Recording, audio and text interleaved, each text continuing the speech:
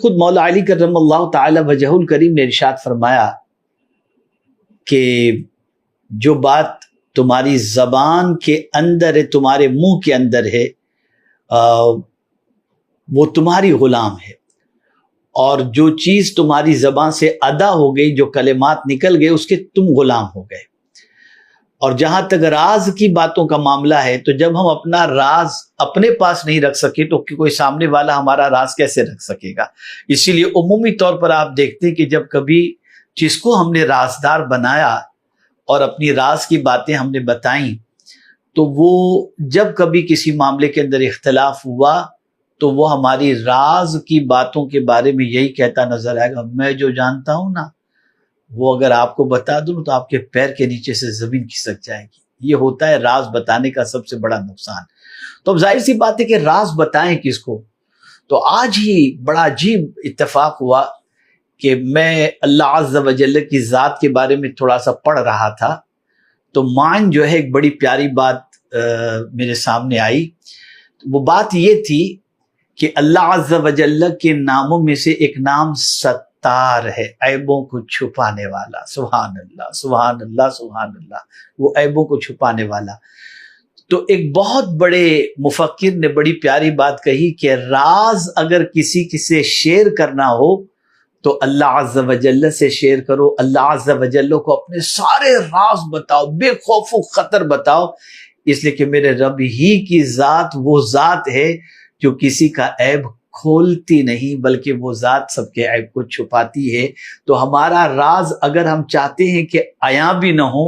اور بیاں بھی ہو جائے تو اپنا راز اپنے رب سے عرض کریں، اور اسی کے ساتھ رب کی عطا سے مصطفیٰ جان رحمت صلی اللہ علیہ وسلم کی بارگاہ کے اندر بھی ہم اپنے دل کی باتوں کو کہہ سکتے ہیں، اس لیے کہ جو آج کسی پر عیب کھلنے نہیں دیتے، کب وہ چاہیں گے کہ حشر میں رسوائی ہو؟ تو یقیناً حضور صلی اللہ علیہ وسلم کو بھی اللہ عز و جل نے عیب چھپانے والا بنا کر کے بھیجا ہے۔ تو اگر ہمیں اپنے راز کی بہت ساری باتیں کرنی ہیں اور دل کے بوجھ کو ہلکا کرنا ہے، تو سب سے بہتر یہ ہے مصلی بچھائیں اور اپنے راز کی بات، اپنے دل کی بات، اپنے غم کی بات، اپنی پرائیویٹ بات، اپنی پریشانی کی بات سب اپنے رب سے کہیں، اور پھر مطمئن ہو جائیں کہ میرا رب وہ رب ہے جس کا نام ستار ہے، عیبوں کو چھپانے والا ہے۔ انشاءاللہ العظیم ہم اگر یہ عادت اختیار کر لیں گے تو ہماری پوزیشن اتنی اسٹرانگ ہو جائے گی کہ ہم کو کسی کا ڈر رہے گا ہی نہیں۔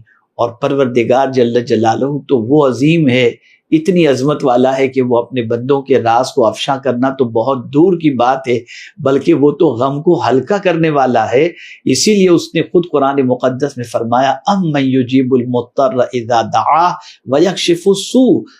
کون ہے جو بے قرار کی فریاد سنتا ہے اور مصیبتوں کو دور کرتا ہے؟ میرے پیارے آقا صلی اللہ تعالی علیہ وسلم کے پیارے دیوانوں، آپ دیکھیں، زندگی میں آزما کر دیکھیں، اپنے دکھ، اپنی پریشانی، اپنی تکلیفوں کا ذکر بیٹھ کر سکون کے ساتھ مصلی پر اللہ عز و جل کی بارگاہ کے اندر آپ عرض کر کے دیکھیں، آپ کو ایسا لگے گا کوئی آپ کو عظیم تسلی عطا کر رہا ہے، آپ کو سکون عطا کر رہا ہے، آپ کے قلب پر تسکین کا سامان جو ہے فراہم کر رہا ہے، اور آپ کو ایک اطمینان یہ ہوگا کہ میرا راز میرے رب کے علاوہ کوئی نہیں جانتا۔ اسی کے ساتھ ساتھ میرے پیارے آقا صلی اللہ علیہ وسلم کے پیارے دیوانوں، ہم میں کا کوئی ایسا نہیں جس کے دامن پر عیب کے دھبے لگے ہوئے نہ ہوں۔ ہم سراپا عیب دار ہیں اور سرتا پا